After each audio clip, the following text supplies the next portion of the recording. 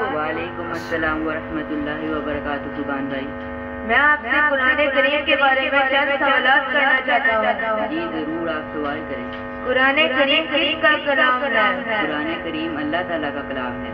قرآن کریم کی کیا فضیلت ہے؟ جس طرح اللہ تعالیٰ کو تمام مخلوق پر فضیلت ہے، اسی طرح قرآن کریم کو بھی تمام کلمات پر فضیلت ہے۔ قرآن کریم سیکھنے کی کیا فضیلت ہے؟ ایک حدیث کا مفہوم ہے کہ خیرکم من تعلم القرآن وعلمہ۔ اس کا ترجمہ کچھ یوں ہے کہ تم میں سے بہترین شخص وہ ہے جو قرآن سیکھے اور اس کو سکھائے۔ قرآن کریم سیکھ کر اس پر عمل کرنے کی کیا فضیلت ہے؟ رسول اللہ صلی اللہ علیہ وسلم نے فرمایا، جس نے قرآن کریم سیکھا اور اس پر عمل کیا، اس کے حرام کو حرام جانا اور اس کے حلال کو حلال جانا، اللہ تعالیٰ اس کو قیامت کے دن جنت میں داخل کریں گے۔ قرآن کریم کی جب تلاوت ہو رہی ہو تو اس میں خاموش رہ کر اسے کان لگا کر سننے کی کیا فضیلت ہے؟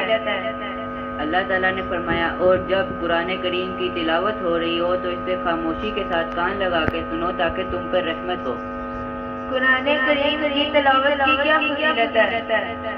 رسول اللہ صلی اللہ علیہ وسلم نے فرمایا، جب تم قرآن کریم کا ایک حرف پڑھو تو اس کے بدلے ایک نیکی ہے، اور ایک نیکی کا بدلہ 10 گناہ ہے۔ میں یہ نہیں کہہ سکتا کہ الف لام میم ایک حرف ہے، بلکہ الف ایک حرف، لام ایک حرف اور میم ایک حرف ہے۔